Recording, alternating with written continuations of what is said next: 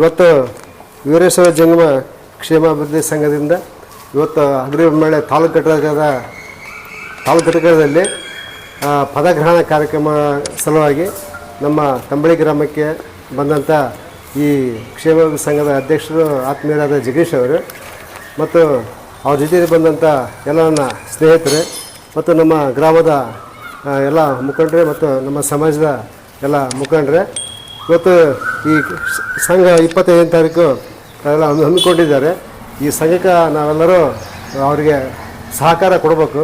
ಯಾಕಂದರೆ ಇವತ್ತು ಸಮಾಜಗಳು ಮೊದಲೆಲ್ಲ ದುಡ್ಗಿದ್ವು, ಈಗ ಸಣ್ಣ ಡಿವೈಡ್ ಆಗಿದೆ. ಯಾಕೆ ಡಿವೈಡ್ ಅಂದರೆ ಅದರ ನಮ್ಮ ಮೀಸಲಾತಿಗೆ, ಯಾಕಂದರೆ ಇವತ್ತಿನ ದಿವಸ ಮೀಸಲಾತಿ ಇಲ್ಲದಿದ್ರೆ ಯಾವುದು ಪಡ್ಕೊಳ್ಳೋಕೆ ಭಾಳ ಕಷ್ಟ ಆಗ್ಬಿಡ್ತೈತಿ.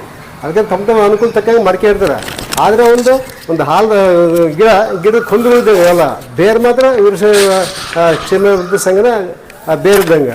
ಅದಕ್ಕೆ ಈಗ ದೊಡ್ಡ ಗಿಡದ ಕೌಲು ಇದ್ದಂಗೆಲ್ಲ ಉಳಿಕೆ ಯಾವುದೋ ಒಂದು ವಿಷಯ ಬಂದಾಗ ಅವ್ರು ಲಿಂಗಾಯತರು ಅಂತೀವಿ. ಬೇರೆ ವಿಷಯ ಬಂದರೆ ನಾವು ನಮ್ಮ ಯಾಕಂದ್ರೆ ನಮಗೆ ಇದು ಮೀಸಲಾತಿ ಬೇಕು, ಅದು ಬೇಕು, ಮತ್ತು ಸರ್ಕಾರದ ಅನುಕೂಲ ಬೇಕಂದ್ರೆ ಮಾಡಿರ್ತದೆ, ಏನು ತಪ್ಪಲ್ಲ. ಇಂಥ ಬಂದೊತ್ನಾಗ ಏನು ಬರೀ ನಾವು ಈ ಜಂಗಮ ಸಮಾವೇಶ ಬರ್ತಾರೆ ಯಾವ್ದಾರು ಬಂದಪ್ಪ ನಾವೆಲ್ಲರೂ ಸಹಕಾರದಿಂದ ಅವರು ಸಹಕಾರ ಮಾಡಿದೆ. ಯಾಕಂದರೆ ಇವತ್ತು ಸಮಾಜದಲ್ಲಿ ಇದಪ್ಪ ಅವ್ರು ನಮಗೆ ಬೇಕು, ನಾವು ಅವ್ರಿಗೆ ಬೇಕು. ಪ್ರತಿಯೊಂದು ವಿಷಯ ಬರೀ ಇದೊಂದು ವಿಷಯ ಅಂತ ಅಲ್ಲ. ಆದ್ದರಿಂದ ಇಂಥ ಸಂಘಟನೆಗೆ ನಾವೆಲ್ಲ ಸುತ್ತಮುತ್ತಲ ಹಳ್ಳಿಯರು ಅವರೆಲ್ಲ ಭಾಗವಹಿಸಿ ಅವ್ರಿಗೆ ಸಹಕಾರ ಮಾಡ್ಬೇಕು. ಇಂಥ ಸಂಘದಿಂದ ಅವರು ಸತೆಗೆ ಯಾವುದೋ ಸಹಾಯ ಸಹಕಾರ ಬಂದಿಸಿ ನಮ್ಮ ಗ್ರಾಮದ ಸುತ್ತಮುತ್ತಲ ಎಲ್ಲರಿಗೂ ಸಹಾಯ ಮಾಡ್ಲಂತ ಹೇಳ್ತಾ, ಯಾವುದೇ ಒಂದು ಇವತ್ತು ನಾವು ಬೇಡಿಕೆ ಸಲ್ಲಿಸ್ಬೇಕಪ್ಪ ಅಂದ್ರೆ ಅದಕ್ಕೊಂದು ಸಂಘ ಬೇಕಾಗಿತ್ತು. ಸಂಘಟನೆ ಹೊರಟಿರ್ಬೇಕು.